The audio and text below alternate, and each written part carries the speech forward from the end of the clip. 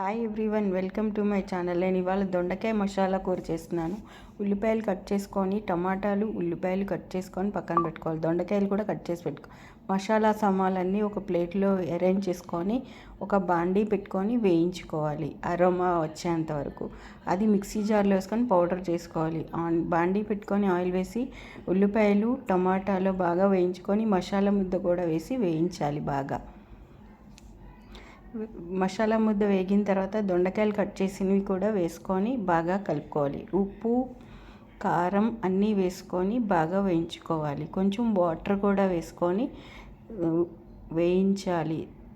నేను దొండకాయ ఉడకడానికి టైం పడుతుంది కాబట్టి నేను న్యూట్రీస్ రైస్ కుక్కర్లో నేను కర్రీ రెడీ చేసి అందులో వేసి 5 minutes వరకు ఉడికించుకొని పెట్టేదాన్ని. దొండకాయ మసాలా కూర రెడీ. ఇది వేడివేడి అన్నంలో కలుపుకొని తింటే చాలా బాగుంటుంది.